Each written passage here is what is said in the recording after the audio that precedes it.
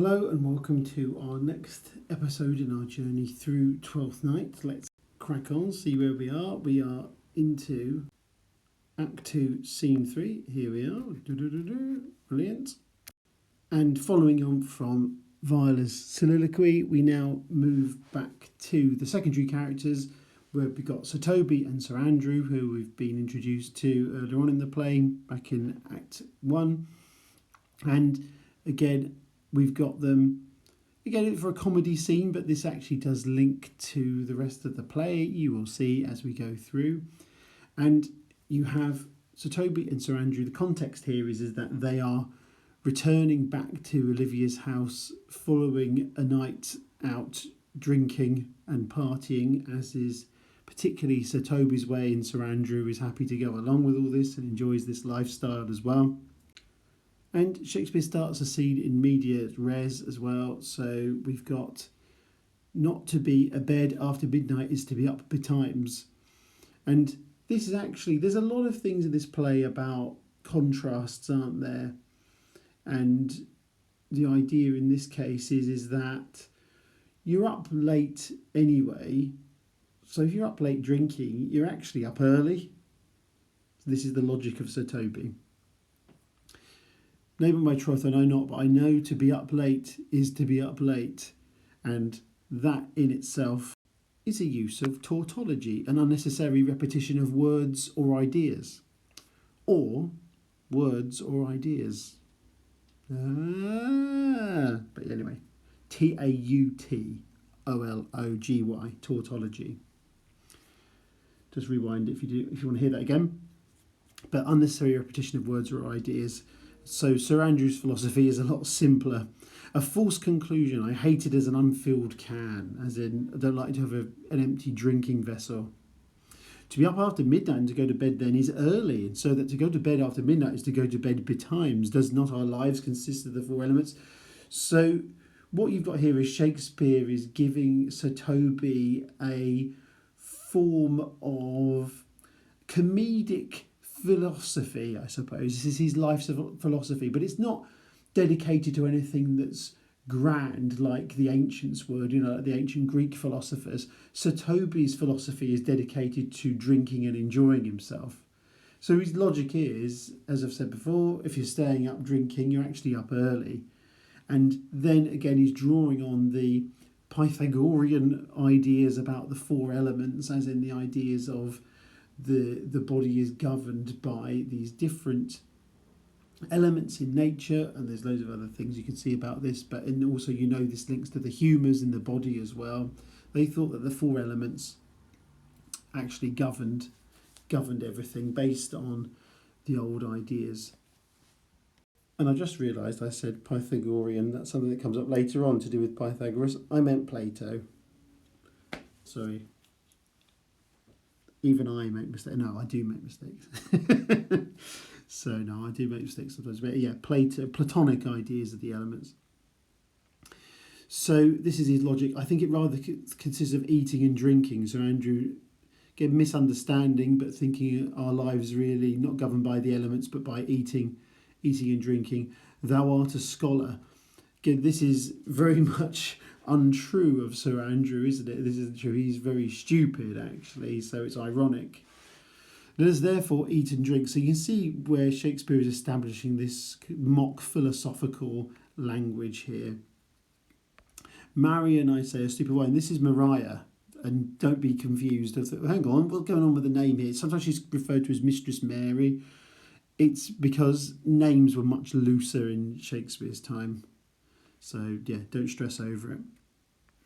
Not that you would, I'm sure. Here comes Feste the Fool. Brilliant. We like Feste. Here comes the Fool in Faith. How now, my hearts? Did you ever see the picture of we three? This is thought actually to be a reference to a pub, which had a famous pub, which had a famous sign of three faces on it. So the idea of we three, the idea of Feste here being with Sir Andrew and Sir Toby is actually a connection to this famous pub and drinking. It's not an Illyrian pub, it's an English pub they're talking about. Welcome us, now let's have a catch. So that's a type of song, they're going to sing songs. Then Sir Andrew gives him lots of praise And Sir Andrew seems to be impressed by his Feste's performance last night or the previous night. He goes, very gracious fooling us that when thou spokest of Pigrogrometus of the Vapians passing the equinoctial of Quibus. 'Twas very good in faith. This is either Sir Andrew misunderstanding what Feste was talking about, or more likely Feste is making up facts and fooling Sir Andrew and he's just believing it, or probably just Sir Andrew being stupid is more likely. 'Twas very good in faith. I sent the sixpence for thy lemon. Lemon is like his sweet performance, effectively. So he's been given another tip. And I did in petticoats thy gratillity, for Malvolio's nose is no whipstock, my lady is a white hand of the myrmidons are no bottle ale houses. So alcohol references there as well. So they're going to have a song, and Twelfth Night obviously reflects singing. And we've talked about paradoxes as well, how things fit. We've had that with the start of the scene about staying up late even though you're actually up early technically. And Twelfth Night was all about singing, dancing, paradoxes, role reversal. So we're seeing all these things in the play. So he's going to sing a song. Would you have a love song or a song of good life? A love song, a love song. I care not for good life. So this is, again, meant to be perceived as humorous because it's the idea of Sir Andrew doesn't want to live good life, but it's Shakespeare exploiting a sense of pragmatics, as in the context and implied meanings. Sir Andrew means the song, but it sounds like he means that he doesn't care to have a good life, which could actually be a reference to his foolishness and his excessive drinking as well. Could link to that. So we have a song from Feste, and it's a love song, and it moves both Sir Andrew and Sir Toby. Mellifluous voices, I am true knight, a contagious breath, very sweet and contagious in faith.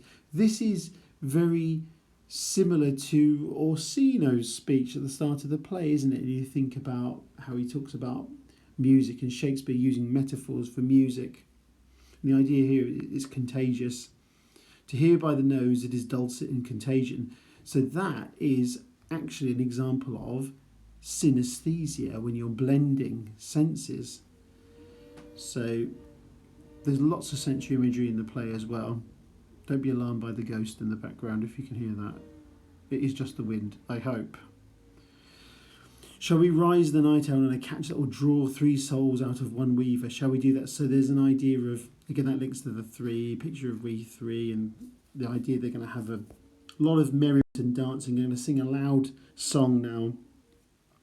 I am dog at a catch. Some dogs will catch well. This is all puns on catch is a type of song, and the idea of dogs, obviously. You could throw a ball and they catch a ball. You can link ideas here to Andrew's lack of intelligence as well. Then we have a idea, I should never begin if I hold my peace. This is a pun, and it's actually, again, I've got to think carefully how to phrase this on YouTube. It's hold my peace is a pun on a man's appendage, as in a piece, because they wear cod pieces in Shakespeare's time, and a cod piece goes over a man's private parts, and it was a part of the clothing that men wore. So hold my peace, it's anyway, hopefully you get the idea. It's crude humour, basically, which Shakespeare's obviously fond of, and his audience were fond of it, Then we have Maria come in because they're singing such a loud song. Maria comes in. What's going on? Malvolio's going to hear you. My lady's a Cataean. We are politicians. Malvolio's a Peg of Ramsey. And you see there's that link to the idea of philosophers again as well. So Shakespeare extending that theme, extending that imagery. Maniac consanguineous, which means I'm not of her blood. Actually, Shakespeare, as I've said to you before, Shakespeare will often define a complicated word or metaphor afterwards. So, because he's thinking of audiences listening to it, he does that because it actually reinforces what people hear. Then you're getting a hint here as well of Sir Toby's affection for Maria, which is significant for later on in the play. Then he does it well enough to be disposed, and so do I too. He does it with a better grace, but I do it more natural, which again is more ironic Again, it's a sense of pragmatics here, the idea of Sir Andrew is naturally stupid, he's naturally foolish, whereas with Feste it's all a performance. Better a witty fool than a foolish wit, of course, if you recall that. Oh, the 12th day of December, so that is a kind of seasonal reference. You don't actually get a lot in the play that suggests it being necessarily set at Christmas time, but there is something you could argue contributes to that sense of it. Important moment in the scene, I should say, where Malvolio comes in and interrupts the partying here. And again, it's significant, linking to Twelfth Night, where you had in the real festival, you would often have role reversal. I've mentioned this before, but you would have things like where servants would be served by their masters and things like that. And in this scene, there's a similar inversion where you've got Malvolio, who is a servant, who is actually telling off Sir Andrew and Sir Toby are knights. You know, these are socially higher than him. And he's got authority in that, yes, he is the chief servant, he's the steward, he is the main servant of Olivia, he's the chief of the staff there, but he's not a noble, you know, he hasn't got noble blood, he's not a knight himself or anything, but he talks to people who are socially above him, and Shakespeare's really echoing that sense of the Twelfth Night Festival. My masters, are you mad? Or what are you? Have you no wit, manners, nor honesty, but to gabble like tinkers at this time of life? Tinkers were door-to-door salesmen, effectively, with a real reputation for excessive behaviour and drinking. Do you make an alehouse of my lady's house? So as a pub. You squeak out your cosiest catches without any mitigation or remorse of voice. So these are like lower class songs, he's saying. Like, you're singing these low class songs. You're behaving like louts, effectively. Hooligans, even. That's how he sees them. Is no respect of place, persons, nor time in you? Shakespeare shows this with, have you no respect for place, persons, nor time?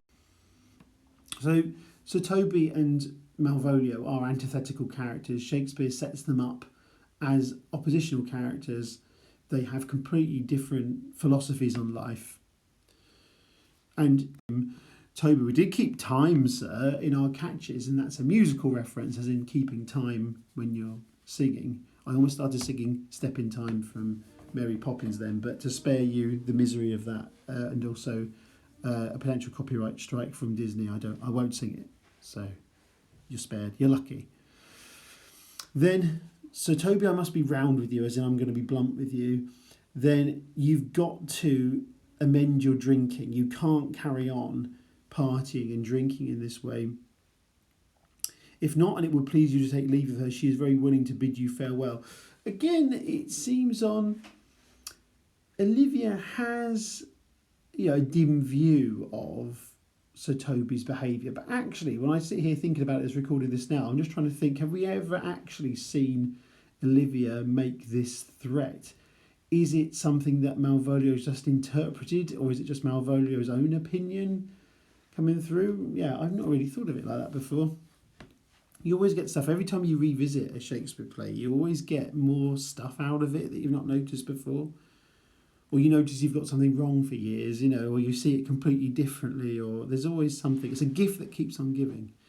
So in defiance of Malvolio, they continue singing and sing a different song. And remember I said about the class conflict here. Out of tune, sir, you lie. Art any more than a steward? So Sir Toby effectively pulls rank. So he's related to Olivia. He's a knight. And he's establishing I'm better than you. I'm of a higher social status. Dost thou think because thou art virtuous there shall be no more cakes and ale? Is this just because this is what you want? You think no one's going to be partying anymore just because that's what you want things to be like? Thou art in the right. Go, sir, rub your chain with crumbs. And the chain is his sign of authority as a chief, as it were, as a chief servant, as a steward. He would have a chain to mark his authority. Malvolio actually is also, he criticises, that's all you are. You're nothing. You're just a steward. You can't tell me what to do. And Maria's role in all this as well. She shall know of it by this hand. So go shake your ears, which is an insult of the time, a contemporary insult. Then the idea of what they're going to do to get revenge on Malvolio. I'll write the challenge. This is the idea that they're going to do. Actually, this comes back later on in the play, but not with Malvolio as well. But the idea of having a duel or something like that. Sweet to Toby, be patient for tonight. So this isn't going to work, she's saying. If Olivia is more interested in Cesario, she's not going to be listening to anything like this. She's not going to want to hear this. Let's do something more subtle. If I do not gull him into an A word and make him a common recreation, do not think I have wit enough to lie straight in my bed. I know I can do it.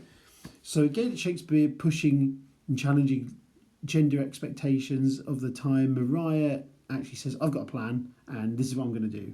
So don't have a duel with him. We're going to be more subtle than that. Olivia's too busy with Cesario and everything. Let's get our revenge on him in a more subtle way. Possess us, tell us something of it. Marry, so sometimes he's a kind of Puritan. And you might know a bit about Puritans as well, but in Shakespeare's time, they hadn't grown to be as powerful a force as they were, obviously, when you get to the English Civil War, like later, like in the 1600s. But in this time period, it's a growing religious movement, a growing faction, and they had nothing to do with the theatre, like hated dancing, excessive drinking. They didn't like. They found things like churches with paintings and statues and as too lavish. They found that too offensive. They liked really everything to be really simple, plain, and focused on the Bible, like Christianity, like their interpretation of it as well. They grew, obviously so much that it leads to the English Civil War, and you've obviously got the founding fathers of America, the Pilgrim Fathers, I should say, being Puritans themselves, because at that time no one wanted them in Europe because they were annoying and caused lots of problems. So they went over to set up a new life in America. Anyway, I'm going off on one. Sometimes people write about Malvolio saying he's a Puritan. He's not actually a Puritan. Look at this line. Sometimes he is a kind of Puritan. So Mariah's just likening him to a Puritan, saying he's got some of those shared values, but she's not saying he actually is a Puritan.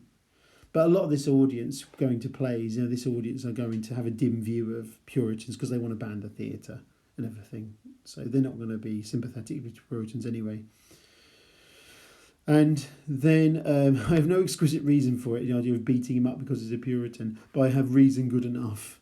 So again, it's another one of these paradoxical sentences Shakespeare establishes here for Sir Andrew.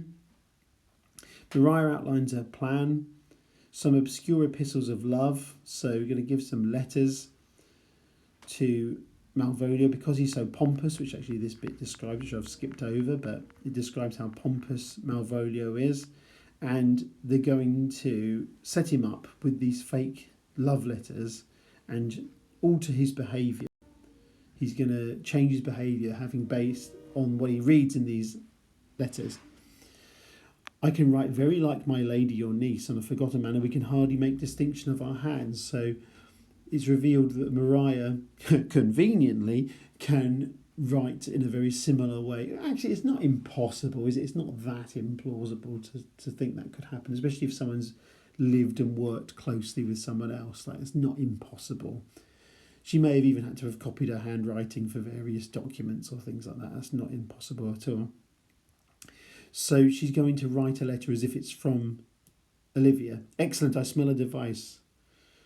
I have it in my nose too. So you've Andrew, Shakespeare has Sir Andrew extend the metaphor but not really understanding what's going on.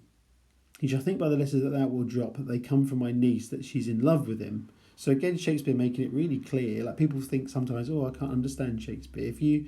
If you track it and listen, because he's thinking of audiences listening to what he's saying.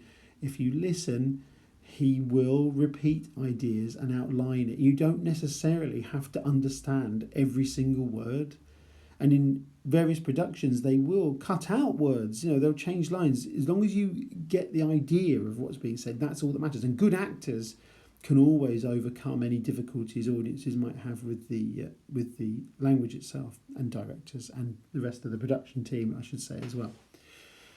Often it comes down to the actors in terms of how they deliver the lines, but it can be other things as well. Sport Royal, sorry, I warrant you. I know my physic will work with him. I will plant you two and let the fool make a third. That is right. We will come back to that later. Right, remember this line for later on because there's an oddity in this play, and I'll talk about it later. And that's the odd bit. Which is the idea of you two, Sir Andrew Satobi and Feste. You're going to lie in wait, and you can observe how he takes it. This night to bed and dream on the event. Farewell. And you've got Satobi bidding farewell to Maria, addressing her as Penthesilea, who was an Amazonian queen. This is an example of an interesting term, antonomasia or antonomasia. Antonomasia. Antonomasia.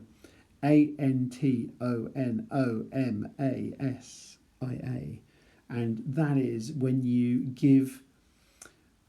name a person based on a fictional character or historical figure or someone from the Bible or anything like that. And it's like if you call someone a Scrooge for being tight, if they're tight-fisted, you call them a Scrooge, you know. That's unfair on Scrooge because he was good in the end, and you know, you call someone a Scrooge, you can say, so I was really mean and now I'm really nice. No, I mean you mean, okay. Bit unfair. Anyway, so before me, she's a good wench. She's a beagle, true bred. Very strange because this is the type of dog. So he's saying how much he likes her, and he's comparing her to a dog, one that adores me. But he means it in a complimentary way. Again, this could be another strange 12th night type paradox, maybe, but very strange. It's meant to be affectionate from Satobi, anyway. What of that? I was adored once too. So we don't find out any more of that. Sir Andrew's had his own love story in the past. We find out nothing about it at all. So it's delivered here for comedy purposes. There's the bed night. There's need to send for more money. So Satobi is leeching money off of Sir Andrew, isn't he? He wants to get Sir Andrew's cash. Send for money night. If thou art not at the end, call me cut. If I do not, never trust me, take it how you will. Come, I'll go burn some sack. 'Tis too late to go to bed now. Come night. So he ends the scene how he began, which is effectively saying, well, you're up early, you know, you're up late, you're actually up early, so you might as well just carry on drinking. So that is what they do. And unlike Satobi and Sir Andrew, I'm going to stop now. And thank you for listening. Like, comment, subscribe. Look at my other videos. I think I've got some terms ones. I can't remember which ones I did now. If I did an antonomasia one, maybe I did. Anyway, if I haven't, tell me and maybe I'll make one. Anyway, thank you for listening. I'm rambling now. Goodbye.